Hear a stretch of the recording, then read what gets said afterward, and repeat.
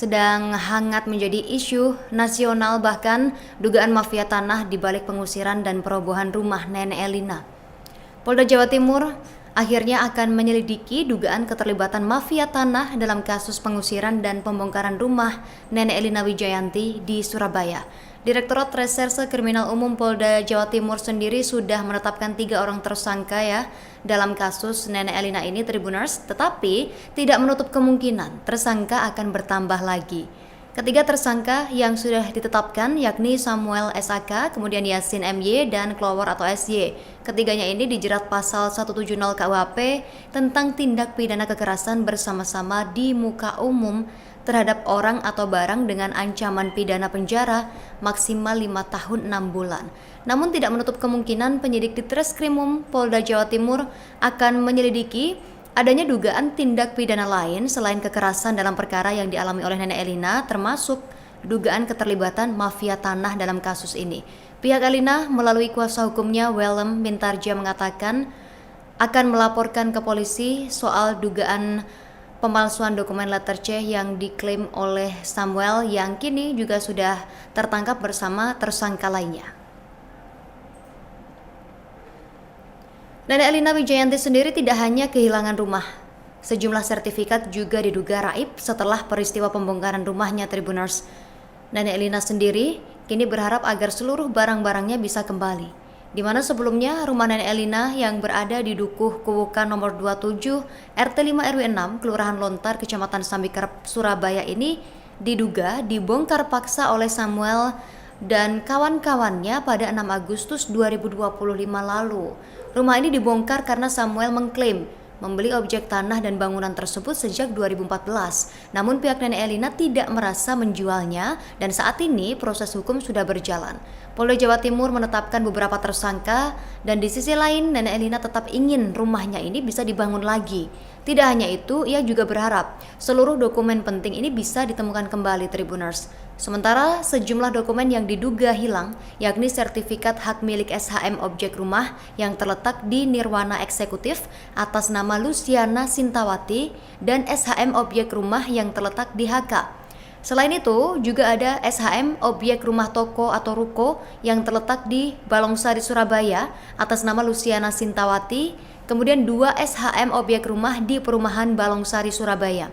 SHM objek tanah tambak yang terletak di Kabupaten Tulung Agung atas nama Luciana Sintawati, dan C dari objek rumah beserta mutasi objek tanah atas nama Elisa Irawati. Setelah rumahnya dibongkar, Nenek Elina dan keluarganya ini tinggal di kos-kosan di Balongsari, Surabaya. Di kos-kosan di daerah Balongsari ini, biaya hidup Elina ditanggung oleh keluarga Elina.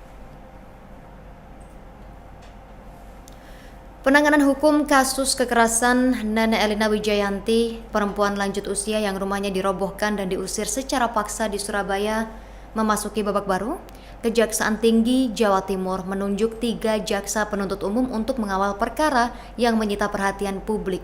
Wakil Kepala Kejati Jawa Timur, Saiful Bahri Siregar, mengatakan bahwa penunjukan JPU dilakukan setelah pihaknya menerima surat pemberitahuan dimulainya penyidikan atau SPDP dari Polda Jawa Timur pada 24 Desember 2025. Pihaknya sudah menunjuk 3 jaksa untuk menangani perkara Nenek Elina ini. Dan saat ini ketiga jaksa tersebut sudah berkoordinasi secara intensif dengan penyidik kepolisian guna mematangkan lagi konstruksi hukum perkara ini. Koordinasi itu meliputi pendalaman pasal sangkaan, kemudian kelengkapan alat bukti, serta peran masing-masing pihak yang terlibat. Jaksa sendiri berkomunikasi aktif dengan penyidik untuk memastikan hal-hal tersebut. Dan kasus ini ditangani oleh Direktorat Reserse Kriminal Umum Polda Jawa Timur. Polisi sudah menetapkan sejumlah tersangka, diantaranya adalah Samuel Ardi Kristanto dan juga Muhammad Yasin, dan juga tersangka lainnya. Dan Direktur Reskrimum Polda Jawa Timur Kombes Widi menjelaskan tersangka ini terlibat langsung dalam aksi pengusiran paksa dan perobohan rumah milik Nenek Elina. Dari hasil pemeriksaan terungkap peran dari masing-masing tersangka ini. Samuel salah satunya, Tribuners, membawa sekelompok orang untuk mengusir korban serta membongkar rumah secara paksa. Sementara Muhammad Yasin sendiri diduga turut melakukan kekerasan fisik terhadap Nenek Elina dengan cara mengangkat dan menarik korban keluar dari rumahnya. Dan kasus ini menuai sorotan publik karena melibatkan korban lansia dan dilakukan secara terbuka di hadapan umum. Publik pun kini juga menanti komitmen aparat penegak hukum untuk terus mengusut secara tuntas perkara tersebut hingga ke pengadilan demi memberikan rasa keadilan dan perlindungan bagi kelompok rentan. Ya, baik, rekan-rekan sekalian, ya, perkembangan penyidik di Treskrimum Polda Jawa Timur telah menangkap satu orang tersangka yang diduga sebagai pelaku 170 KUHP rumah Nenek Elina, ya, yang bersangkutan ditangkap pada pukul 22.00 tadi malam tanggal 30 Desember 2025 di warung kopi Jalan Diponggok, ya. Untuk tersangka MY sendiri sehari sebelumnya sudah ditangkap, ya, setelah penangkapan tersangka SAK. Jadi secara total sampai saat ini sudah dilakukan penangkapan terhadap 3 orang pelaku. Dan untuk tersangka yang terakhir ini perannya apa nih? Sama, untuk tersangka yang terakhir ini perannya juga turut membantu mengeluarkan Nenek Elina dari rumahnya. Kemungkinan ada bertambah ya tersangka ini? Kemungkinan besar untuk kasusnya masih berproses, akan kita cari secara keseluruhan pihak-pihak yang terlibat dan doakan mungkin entah hari ini atau besok barangkali bisa tetap bertambah. Dan artinya tersangka-tersangka ini yang ada di dalam video itu namanya? Betul, kurang lebih berdasarkan alat bukti rekaman video, nanti kita akan telusuri terkait dari peran para tersangka. Lagi ngopi di warung kopi.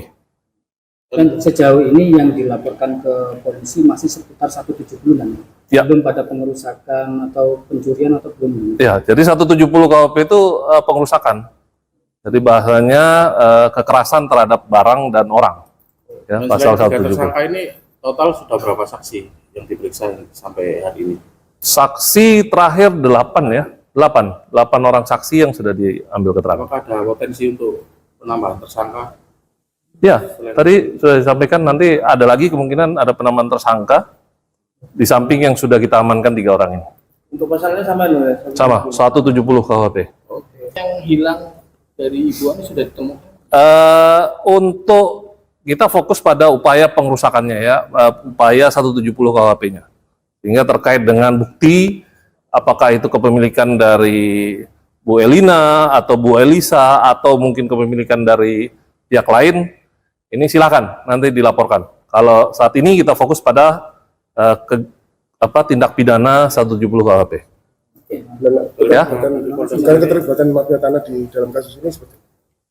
Kita belum nyampe ke sana, kita fokus pada upaya pengerusakan atau kita kenal dengan pasal 170 KUHP karena ini ya, ini saat ini kita masih fokus upaya mendalami tindak pidana 170 KUHP dan nanti kita akan dalami juga terkait kepemilikan dari Nenek Elina ataupun pihak lain yang merasa memiliki.